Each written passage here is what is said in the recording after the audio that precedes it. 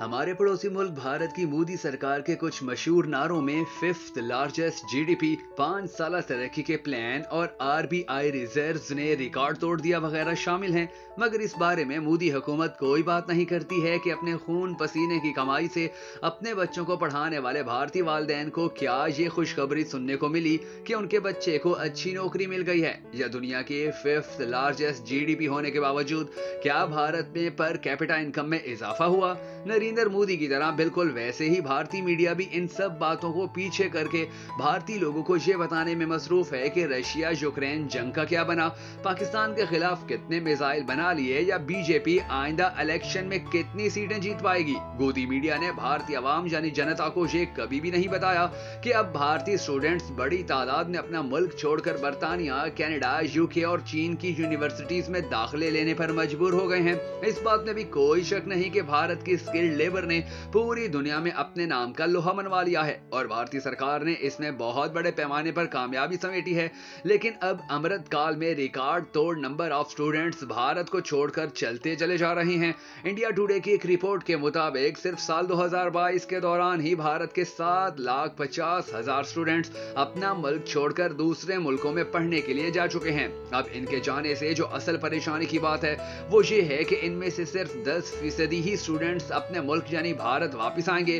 वो वहीं अपनी एजुकेशन पूरी करके उसी मुल्क में अपने स्किल्स इस्तेमाल करेंगे और भारत के बजाय उन्हीं मुल्कों को फायदा देंगे कि जहां से उन्होंने एजुकेशन मुकम्मल की है।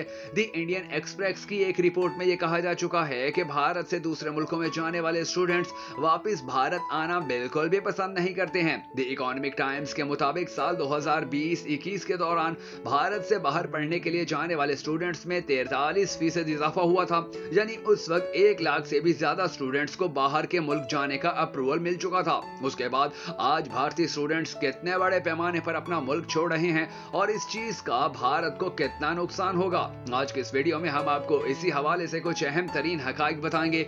मगर उससे पहले अगर आपने अब तक हमारे Facebook page Bhakkar network videos को फॉलो और लाइक नहीं किया है तो जरूर कर लीजिए, ताकि आपको हमारे पड़ोसी मुल्क भारत और दुनिया भर के ममालिक के बारे में इसी तरह की इंफॉर्मेटिव वीडियोस बर वक्त मौसूल होती रहे। मैं हूं शकील हैदर और आप देख रहे हैं भखर नेटवर्क वीडियोस। नाज़रीन ग्रामी, इस वक्त भारत चीन के बाद दूसरा ऐसा बड़ा मुल्क बन चुका है कि जिसके सबसे ज्यादा स्टूडेंट्स दूसरे मुल्कों में पढ़ने के लिए अपना मुल्क छोड़ रहे हैं। मगर इस सारे मामले में भारतीय वालिदैन या स्टूडेंट्स की कोई गलती नहीं है, क्योंकि फर्स्ट पोस्ट की एक रिपोर्ट के मुताबिक भारत में काम करने वाली टेक कंपनियों ने सिर्फ 2023 के मई के ही महीने तक 2 लाख नौजवानों को नौकरियों से निकाल दिया था। और आज भी भारत में काम करने वाली बड़ी बड़ी ग्लोबल आईटी कंपनीज में इंजीनियरिंग डिग्री होल्डर्स को सिर्फ 30,000 रुपए माहाना तनख्वाह दी जा रही है। वेबसाइट मेंट की एक रिपोर्ट के मुताबिक यानी अनुसार भारत में 40% इंडियन ग्रेजुएट्स जिनकी उम्रें 25 साल से कम है उन्हें नौकरी नहीं मिल पा रही है। ज्यादा अफसोस की बात तो यह है कि इस बढ़ती बेरोजगारी को कम या खत्म करने के लिए मोदी सरकार के पास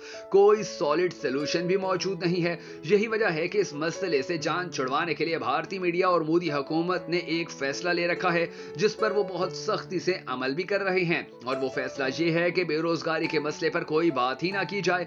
आप भारत के बड़े से बड़े चैनल या नरेंद्र मोदी की तकरीरें उठाकर देख लीजिए, कोई भी किसी भी जगह पर इन बेरोजगारी के शिकार बच्चों की बात तक नहीं कर रहा है।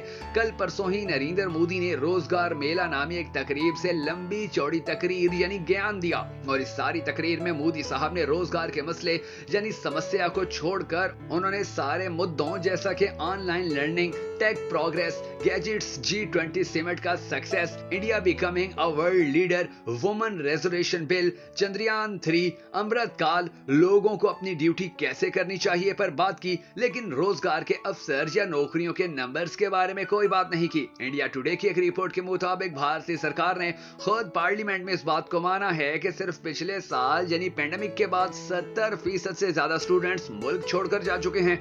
यानी साल 2021 के दौरान 4 4 लाख और 2022 में 7,50,000 स्टूडेंट्स भारत को हमेशा के लिए छोड़कर चले गए। लेकिन सवाल यह है कि भारत के आजाद होने के 70 साल बाद एक ही साल में 7 लाख स्टूडेंट्स आखिर क्यों भारत को छोड़कर चले गए? नाज़रीन गिरामी, हमारे पड़ोसी मुल्क भारत में आपने चाहे दिल्ली यूनिवर्सिटी से ही डिग्री क्यों ना की हो, मगर इसके बावजूद भी आपकी हालत बदलने के चांसेस ना होने के बराबर हैं। और अगर आपने डिग्री लेने के बाद कुछ सीख भी लिया तो भी आगे जॉब नहीं है, पैसे नहीं है, और अगर कोई जॉब मिल भी जाता है तो भी हालात पहले से ज्यादा बेहतर नहीं हो पा रहे हैं। मोदी हुकूमत ने स्टार्टअप्स का भी एक नया चिराग जलाया था जो आहिस्ता आहिस्ता बुझता चला जा रहा है।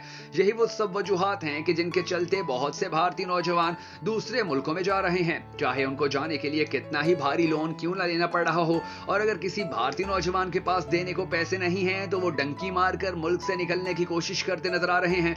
इसी हफ्ते भारत में एक क्लिप वायरल हुआ जिसमें देखा गया कि कैसे बहुत से भारतीय नौजवान अमेरिका में गैर कानूनी तरीके से दाखिल हो रहे थे। दूसरी जानिब अमेरिका में एंट्री हासिल करना एक बहुत ही मुश्किल काम समझा जाता है और बहुत से भारतीय नौजवान तो इसी चक्कर में अपनी जान से भी हाथ धो चुके हैं। इस वक्त सूरत हाल ये है कि भारत के ताल्लुकात अमेरिका, कनाडा, सऊदी अरब और ऑस्ट्रेलिया के साथ मुसलसल खराब हो रहे हैं।